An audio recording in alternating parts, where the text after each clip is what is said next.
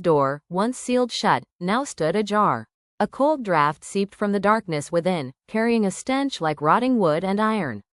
"Hello?" Ethan whispered, instantly regretting it. Silence. He stepped closer, drawn by a mixture of dread and curiosity. The door was swollen, as though it hadn't been touched in years.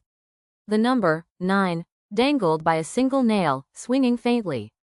Ethan's hand trembled as he pushed the door open wider.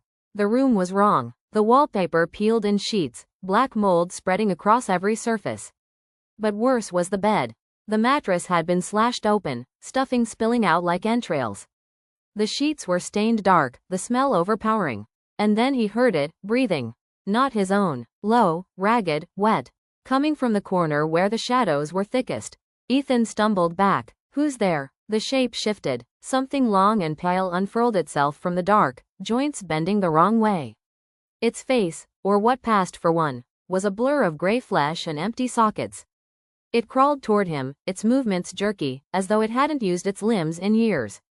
Ethan turned and bolted. His bare feet slapped the damp carpet as he sprinted for the lobby. He didn't dare look back, but he could hear it, the frantic scrape of limbs dragging across the floor, chasing him. He burst through the lobby doors, startling the old man, who shot up from his chair. "You opened it," the man hissed, eyes wide with terror. "No one's supposed to open room 9. "I didn't, it opened by itself," Ethan shouted. The man shook his head, already backing away. "Once it's awake, it won't stop until it takes someone back inside." The sound came then, the slam of a door down the hall. Room 9 was shut again. But Ethan knew, something was still inside, and something else was now missing. He turned back to the desk. The old man was gone. All that remained on the counter was a single, dust-covered key.